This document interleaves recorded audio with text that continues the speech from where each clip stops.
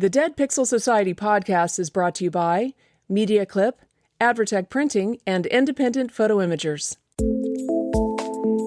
Welcome to the Dead Pixel Society podcast, the photo imaging industry's leading news source. Here's your host, Gary Peugeot. Hello again, and welcome to the Dead Pixel Society podcast. I'm your host, Gary Peugeot, and today we're joined by Gary Arndt, who is the host of the Everything Everywhere Daily podcast and an award-winning travel photographer. Hi, Gary. How are you today? Good. How are you? So, Gary, let's talk a little bit about your journey in the world of travel photography. How did you get started on that, and how did you manage to win almost every possible award? It started out of boredom. I had an internet company in the 90s that I sold, went back to school, realized I didn't want to be an academic, came up with the idea of selling my house and traveling around the world. And I sold it in 2007, and I bought a big fancy camera with a lot of buttons and dials on it that I didn't know how to use, thinking that would take very good photos.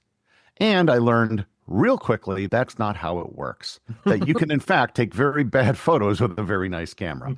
I bought a Nikon, which was their flagship crop frame camera at the time. And like my first weekend, I was in Hawaii, and I was taking some very bad photos, and I realized, okay, I got to learn how to use this, that all of these buttons and dials do something. Right. And that was a process that took me a couple years. And some of my very early photos of my travels are pretty bad. But thankfully, you've heard the thing about doing something for 10,000 hours, or I was able to get in a lot of reps because I was traveling full time, and I had a lot of very photogenic things that I was visiting. So I took many tens of thousands of photos and learned how the camera worked and learned about exposure and everything else. And gradually my photography started getting better and better.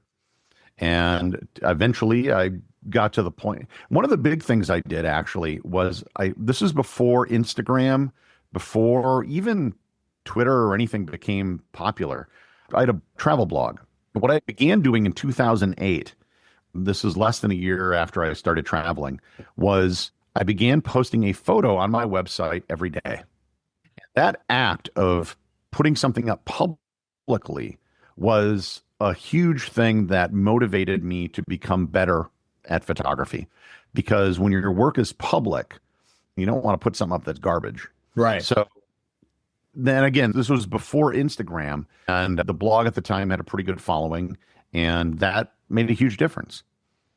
Were you because it was pre or early social media, you weren't getting a lot of feedback on those pictures? Were you getting any feedback? Yeah. Before the rise of social media apps, the blog was the social media. Right. So I had people that subscribed to the website on RSS, and they would get it every day. And this is about 25,000 people. And they would leave comments. So there was quite a bit of feedback, but it wasn't like Instagram where it's an algorithmic feed giving you something, or people just are scrolling and they look at it for 2 seconds and maybe they hit and move on. Yeah. Because it was on a website, you saw a much larger version of the image. You saw it in landscape format, which is how most of these were intended to be seen. And so, yeah, there was definitely feedback. I kind of miss those days of the kind of forums and blogs and websites and all that stuff. It seemed like it was a more civil and discoverable time then. You weren't having the algorithm dictate to you. We'll get into that, but that's one of the reasons why I kind of shifted to podcasting. Yeah. But basically, I got better over time. I won 3 Lowell Thomas Awards, which are the kind of the preeminent. They're called the Pulitzer Prize for travel journalism. Maybe not quite as that prestigious. I was named Travel Photographer of the Year by the Society of American Travel Writers and twice by the North American Travel Journalists Association. In fact, the first time I won, I was in Namibia, and I was in the desert for 5 days. And I remember coming out and going to an internet cafe, and there was just all these emails saying, congratulations, congratulations. I didn't know what it was about. And then I won, and I realized when they announced it was at their annual convention, nobody there knew who I was, because I was the first digital guy to have won it. Right. And I got to know a lot of these guys, and it was very interesting because a lot of people, when I tell them I'm a travel photographer, the first thing they think of is National Geographic. No, I've never shot for National Geographic. The only reason I would do so is I think for the prestige factor of it, not for anything else. Right. But a lot of these guys, one guy I got, Bob Holmes, became pretty good friends with. He started shooting for them in the 60s. And he told me a lot of people, they want to do what you're doing, that having that freedom and that flexibility in your own audience is because travel photography became a pretty horrible business. Right. Everyone has a phone in their pocket. Travel media basically disappeared. A lot of the magazines folded. All the travel sections of newspapers, for the most part, have folded, all but a handful. And so there isn't really a market for travel photography anymore. A lot of the stories that do run, they just get stock photography from local tourist boards. So I have a question. Back then, how was the business side constructed, right? Did you have your own gallery that people could get your photos? Were you on a stock agency? Were you doing things on assignment? What was the model back then? Because like you said, it's changed quite a bit now. Like I actually, Peter Lick, I think he has galleries. So I actually met him once in the field in Puerto Rico. He was doing a TV show with, I think, the Weather Channel or something, and he was visiting the Kamui Caves, and he just happened to be there at the same time I was. But I've never done anything like that. I suppose I could have, but the problem is there isn't a lot of demand for that kind of photography. Not in an age when people have phones in their pocket. Right. There isn't a lot of demand for people to buy a photo that they didn't take of a place they didn't visit. So before we get into the future, I want to talk a little bit about when you start out. Did you have a bucket list of places when you had your camera? How did you go about your early tour? What was your decision making? I started by going west. Okay. I spent half a year to cross the Pacific. So I was on the road for 13 years, basically. And I should always say that I was a traveler first and a photographer second. Okay. So it's not, oh, I'm a photographer, I'm done traveling, I'm going to go be a wedding photographer. No, I will stick a fork in my eye before I ever have to be a wedding photographer. Right. The photography came from the travel. So I always went to places I was interested in and I always called myself opportunistic in that I wasn't on an assignment. Go there and shoot this thing. I went someplace where I wanted to go and just tried to capture what I could from the time I was there. Okay. So there were some exceptions to this rule, but it's not like I was sitting in one spot for 18 hours waiting for the perfect conditions to get a perfect shot of this thing. Which is usually what travel photographers have to do, right? They have to scope things out, wait for the sun to be at a certain angle. Right, because they're there on assignment and they're there to get how many photos may run in an article? 6? Whereas because what I was doing was kind of what you'd call a proto-influencer. Right. Very different from what it is today. You're right. Because it was still very early days, but I was doing stuff with tourism boards and the blog played a big part of it. And the photography kind of just became my calling card. Right. I've done gallery shows, but I didn't have my own gallery. And the problems with the business end of things are one of the reasons why I eventually stopped doing it in the pandemic. Right. I know a lot of very good travel photographers. And what most of them are doing now, if they're still doing it, is that they just run tours. And so they're not really even in the photography business so much. They're just in the tour business. In the event business. Yeah. Yeah. And what I noticed, like on Instagram, I developed a pretty good following. I have 180,000 people that follow me on Instagram, but it was only certain photos that ever got a reaction from people. So it had to be a mountain in the Rocky Mountains in Alberta, or in Patagonia, or a waterfall in Iceland, or a rainbow, or something like that. And those were the only things that ever got likes. If it was a picture of a person, it didn't perform at all, or a prairie, or even, with some exceptions, some nature photography of animals. But that was, yeah, there was such a minimum range. And if you look at where a lot of these people take people on photography tours, it's those places. Yeah. So do you think that is because of the algorithm, or that's what people are actually interested in? I'm just kind of curious because it seems to me like you were in the pre-algorithm world and now we're in the algorithmic reinforcing what you've already looked at sort of thing. And there's not as much discoverability actually.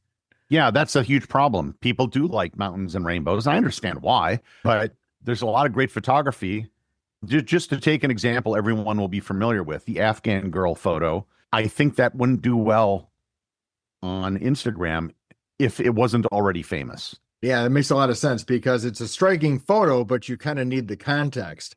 And what the algorithm doesn't really respect or interpret is context.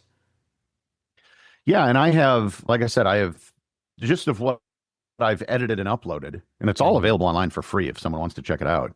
I have tens of thousands of photos, of which I would say maybe there's 1 to 1,000 photos that I think are pretty good, and I could probably put in a gallery or print or something, but there just isn't a lot of demand for it. That was one of the big problems. When the pandemic hit, I had contracts with some tourist boards and some other things, and everything dried up. And that was just on top of the trend that was already happening with travel media disappearing, at least in print. Yeah. Even like you said, the magazines kind of dried up, even the photo space. I think there's only 1 or 2 print magazines left. And the ones that are still printing are a fraction of what they used to be. Right. They're really thin. And there's just, the budgets aren't there. So let's talk a little bit about your pivot then from travel photography, where you could see, obviously, because of the pandemic, it accelerated the curve, right? It accelerated the demise of the travel media business, right? Because people weren't traveling. So the trend was already there. You saw it coming and it accelerated. So why on earth would you shift to podcasting of all things? So first of all, a lot of travel blogs, when I started, it was the golden age of travel blogging. People discovered you and they followed you with an RSS reader, and your blog was the focus of everything. And then it shifted. Then it was Twitter, Facebook, whatever, and people followed you through those platforms. And then they pulled the rug out, and then you had to pay them to promote, to reach the audience that already wanted to follow you. And then by the time the pandemic hit, most blogs were getting 90% of their traffic from Google and SEO. Right. And to do well in SEO, you don't need to be a good traveler. You don't need to be a good photographer. You don't need to be a good writer. You just need to be good at SEO. You don't need to even visit the places you're writing about. You can just do research online. And that wasn't something I wanted to be part of. And the only part of the internet, which is still the way it used to be, is podcasting, where there's no algorithm. People, like when you are on YouTube, it'll show you a video it thinks you want to watch. But with podcasting, it's not showing you an episode. If I discover your podcast, I'm going to probably follow your podcast and I'll listen to everything that gets put on the feed. It's not algorithmic. That's you determining what the feed is. Right. And so I created a podcast that was not a travel podcast per se, but travel adjacent. I could use all the information and the things I learned in the course of traveling, and more of a daily educational show. And that has just exploded. And all of my friends that are still running travel blogs are very frustrated because they've lost all their traffic, where I'm doing 1.5 million downloads a month now just on the show. And so talk a little bit, is that a business? Because there's a lot of podcasts that aren't monetized or what? It is absolutely a business, and it's the best business I've ever had. Okay. So it is, like I said, with that many downloads, then you can make some pretty good money from advertising. Right. And more importantly, with podcasting, on a blog or social media, people can see your images and stuff, but they don't have a real connection with you. You can hear a person's voice. You develop a parasocial relationship that is very difficult to replicate if you're only seeing images and words. Right. For example, almost a year ago, I had my 5th anniversary party for the show, and I had it in Appleton, Wisconsin. I'm aware of Appleton because one of my good friends lives there, but yes, it's not an intersection point of major travel. People stay here when they're going to a Packer game. Right. But I had a full house, and I had people fly in from California and New Jersey and drive in from all the surrounding states to come to this event. And I think that's only possible with podcasting. When I was doing travel photography, I would run tours. It was always like pulling teeth to get 10 to 12 people to show up. Right. With the podcast, I proposed doing a trip to Rome, and I had 100 people within 48 hours that expressed interest. And that was when my show was 1/10 the size it is now. It is a far better platform for developing a relationship with people than I think social media or blogging is. Okay. So Did you do any research before you did? Because again, you started in July of 2020, right? We're in the depths of the pandemic at the point, and that was that sort of the idea? Is, listen, I got to do something, and I'm going to try this thing, or did you have a plan? What was your process like? I had something very different in mind. I was thinking of doing something more like Hardcore History with 2 to 3 hour episodes that I would release once every other week. Yeah. But the math just didn't work out. So in the middle of the pandemic, I had talked to a friend that had a successful podcast. And I should say, I had been doing podcasting since 2009. The Dead Pixel Society I was a podcast co-host on a is show brought to called you This by Week in Travel. Media Clip, And I had Printing, friends that and had very independent successful photo podcasts. imagers. So I had learned a lot over the last decade. And it was like, well, if I did a daily podcast, then the numbers work out much better. So I pulled the trigger on that. The format of my show today is exactly the same as it was for episode 1. Exactly the same. And it's very simple and it works. And I think that's been a lot of the reason for the show's success. So walk us through a little bit about what the format is and what it is. I'm hoping all my listeners, all 12 of them, go and listen to your podcast, but can you walk us through the format of doing, because that's a lot to do a daily show. It's a lot of work. And they're right. So basically I write a 2,000 word script. And so it's a solo monologue show, which makes it very easy to edit. And I have some writers now that help me, but I did 2,000 episodes basically on my own. And every day is something different, something from history, math, science, geography. Just to give you the last couple episodes. Today's episode is on the history and all about the element sodium. Yesterday was the Epic of Gilgamesh. We did one on the history of the Korean Peninsula, widescreen film formats, real-life cryptids, the Yellow River in China, proposed project to drop a nuclear weapon on the moon in the 1950s, the Gallipoli campaign in World War I. So every day is something completely different. Yeah. And so it's for curious people. And one of the things is that it's not algorithm based. Right. Rather than an algorithm feeding out the same thing, oh, you like this, here's more of the same thing. Yeah. It's something completely random and stuff that you might have not even known that you didn't know. Yeah, that's interesting because I can't see a lot of connections between those various items, between the nuclear device on the moon and the Yellow River and the Korean Peninsula. Don't see a lot of connections between those. It's just all stuff that you might be curious about. So how do you come up with topics on that? 'Cause you've been doing this now for, daily for almost 6 years. So Are you yes. ever going to run out of stuff? No, because it's literally everything everywhere. So I can talk about, I'll be doing 2,200 episodes within about a month. Right. And I created a Google Doc that had 100 ideas for shows. And I have been adding and subtracting from that same document for 6 years now. And I have close to 1,000 ideas on that list. And then there's a whole bunch of other stuff that my team, because I have 2 other writers now that help me, that we talk about all the time that even aren't on the list. So we never run out of ideas. And every show seems to bring up an idea for yet another show. Okay. So to monetize this at the level you're at, do you select certain advertisers, or you want a network where they just sell them for you? How does that? I'm on a network. Most of the money comes from host-read ads. And so you get pretty good CPMs if you're doing that. And I have the numbers. Like I said, I've had over 60 million downloads of the show since I started. Right. It's about 1.5 million a month. And with those kind of numbers, you can do pretty well with advertising. But podcast is a tough game that way. Yeah. You can do very well with a small audience if you're marketing your own product or service. Right. And then at the very high end, if you have a lot of traffic, you can do it through CPM advertising. Yeah, where you've got Harry's Razors and who knows what else. And I've literally done ads for Harry's Razors. So is there somewhere else, now that you kind of have this process down, where you've got this sort of, I don't know, you're kind of striking me as almost a PBS show format, where it's almost an educational kind of eclectic format. Where else can you take that, right? What can you do with that? Are there books you could do? Is there, it seems like with this level of content that you're creating, almost 2,000 words a day, the sky's almost the limit on other things directions you could take that in. Yeah. Yeah. I have over 2 million words that I've published. They're all on the website. I could spin it off into a YouTube channel.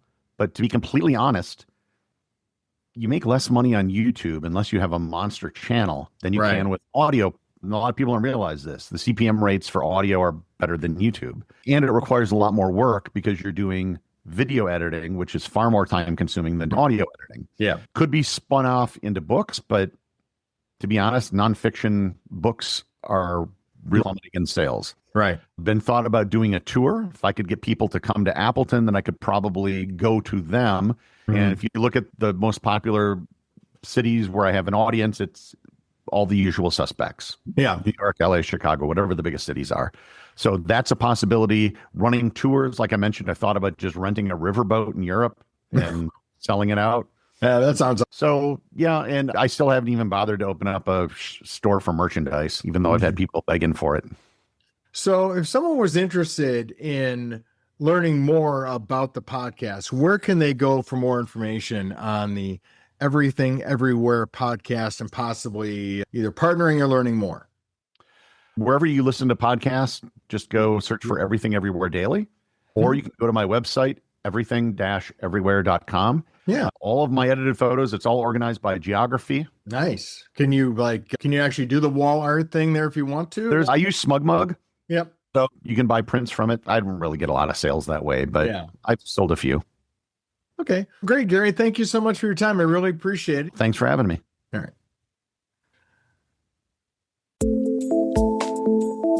Thank you for listening to the Dead Pixel Society podcast.